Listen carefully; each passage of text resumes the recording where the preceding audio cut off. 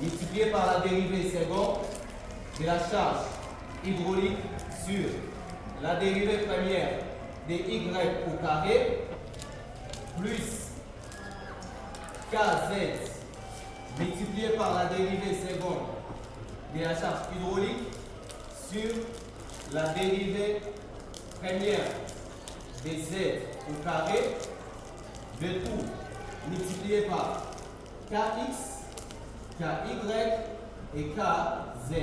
Vu que nous sommes dans un régime transitoire, c'est différent de 0.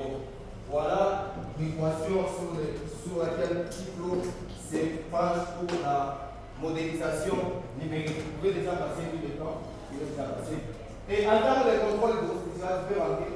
En termes de contrôle hydrostructural, nous avons élaboré la carte piézométrique de la zone de Mutanda et nous avons aussi déterminé la direction préférentielle des discontinuités de la zone pour comparer la direction préférentielle des discontinuités et la direction préférentielle des écoulements pour savoir si c'est les discontinuités qui contrôlent le sens des écoulements des eaux ou soit comprendre l'influence des discontinuités sur le sens des écoulements supérieurs.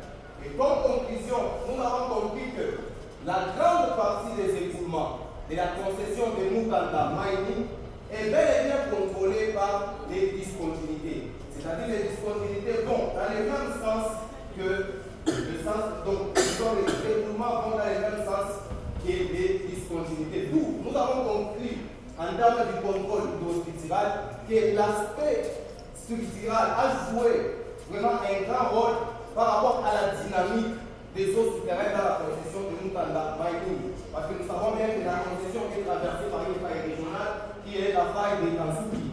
D'où même les propriétés hydrodynamiques varient en fonction de la position face à cette faille régionale qui est la faille de Kansuki. Et après ça, le modèle